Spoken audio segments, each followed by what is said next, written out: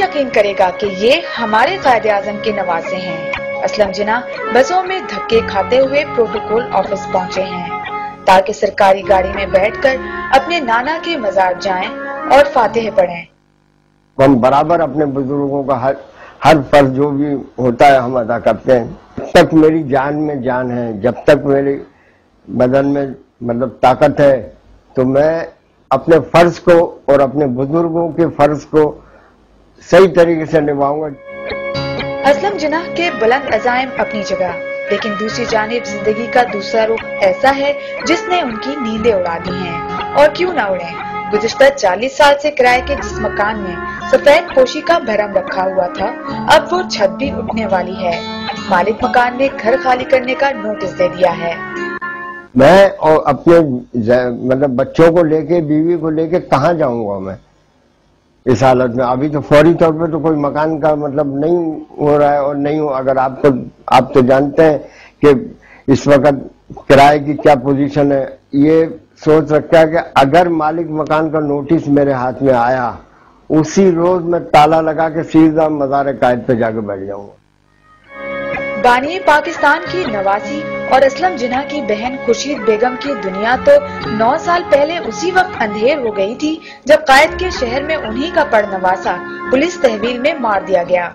जब ले आए हैं तो मैं आपको बता नहीं सकती हूँ।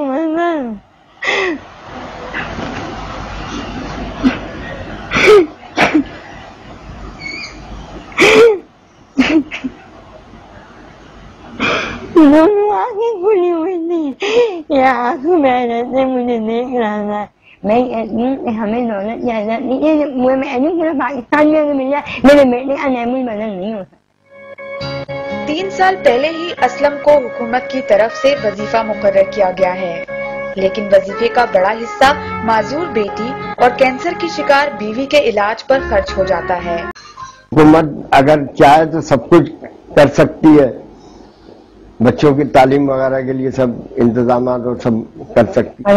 मैं सबसे मेरे नाना की मज़ार के सब मिलते हैं, सलाम दुआ ये सरकार तसल्ली नहीं चली जाते। बाबा कौम के खानदान ने हर साल की तरह इस साल भी घर के दरो दीवार पर चांद सितारे वाला सब्ज हिलाली परचम लहराकर जज्बा हुब्बुल वतनी का इजहार तो कर दिया है, लेकिन क्या पूरे पाकिस्तान में कोई एक फर्द भी ऐसा नहीं जो उनकी दादरसी कर सके।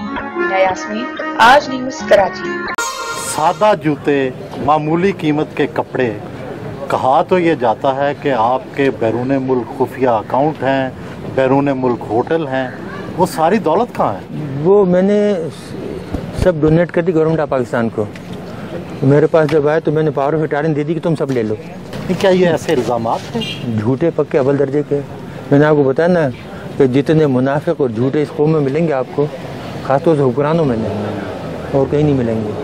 हम लोग जो हमें जानते हैं, हमारे साथ काम करने वाले 30-30 बरस से घर वाले, उनसे पूछ लें कि जितनी सादा ज़िंदगी हम गुजारते हैं, जितना सादा हम खाना खाते हैं, जितनी ईमानदारी से हमने काम किया, आज तक सरकारी चीज़ यूज़ नहीं की।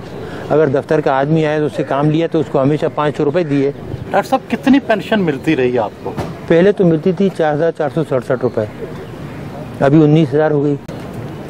जब उन्हें ये पता लगा कि इनके पास कोई पैसा वैसा नहीं है, इन्होंने कोई चोरी नहीं की और ये सब बकवास थी, प्रोपेगेंडा था, ना मकान है, ना अकाउंट है, ना कुछ है, तो फिर आए कि जी हमें पता है आपको बहुत तकलीफ़ है फाइनेंशियली, बहन भाइयों से ले लेके गुजारा कर रहे हैं, तो फिर एक स्पेशल पेंशन दी। कि आपकी टीवी की एक औरत होती जो पहले सब्जियाँ बेचती थी, वो एक दिन एक प्रोग्राम में कह रही थी, बहुत दिन हुए, तो जी इनके 23 प्लाट हैं इस्लामाबाद में, 23 बंगले। एक और साहब हैं जो अपने आप को बहुत बड़ा मशहूर कंपेयर कहते हैं, वो कहने लगे कि जी ये तो ठीक है इनको बंद कर दिया, लेकिन इनके जो मिलियंस बाहर रखे हैं वो भी तो मंगाओ। तो कितने प्लाट आपके हैं इस्लामाबाद में? पूरा इस्लामाबाद, पूरा पाकिस्तान मेरा नहीं, वैसे जहाँ जैसे आपकी जाती मलकियत कितने हैं? मेरी जाती मलकियत जो घर आपने देखा था वो है, और एक बनी गला में जो हमने बनाया था, और उसके कागजात मौजूद हैं, पैसे जिस तरीके से हमने लगाए। ये इल्जामात क्यों लगाए? इस मुल्क में झूठ बोलना दरोगोई तो कामन है ना, जिस पे जो चाहे इल्ज़ाम लगा दो। जो चोर हैं, डाकू हैं, उन पर इल्ज़ाम नहीं लगते। वो साहूकार हो तो उनकी सफाई पेश होती है, कि नहीं, वो तो बहुत ही ईमानदार हैं, नौमौलूद बच्चे की तरह हैं। एटमी मुल्क पाकिस्तान में हर तरफ लोड शेडिंग के अंधेरे हैं, क्या न्यूक्लियर तवानाई से ये मसला हल हो सकता है? ये हो सकता था बहुत, लेकिन अगर आप करना चाहें, कोई काम भी आप करना चाहें तो उसको आप नेशनल लेवल पे लें, नेशनल पॉलिसी बनाएं, गाइड करने वाले सही हों, लेकिन जहाँ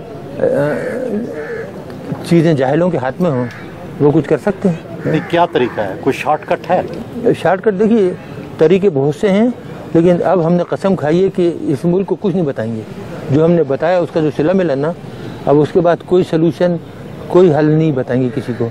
आप नाराज़ हैं लोगों से? ये लोगों से तो नाराज़ नहीं है, लेकिन एहसान फरामोश से तो नमक हरामों से नाराज़ है।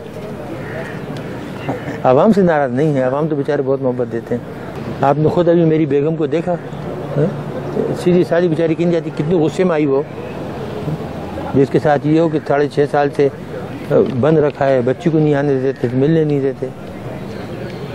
दावल देते कि लुटेरे डाकू तो पूरी दुनिया में घूमते फिरते हैं और हम इस मुल्क के लिए ख़तरा बन गए, जबकि हमारा कोई ताल्लुक ही नहीं। 9 साल से हमारा कोई ताल्लुक ही नहीं ऑर्गेनाइजेशन से।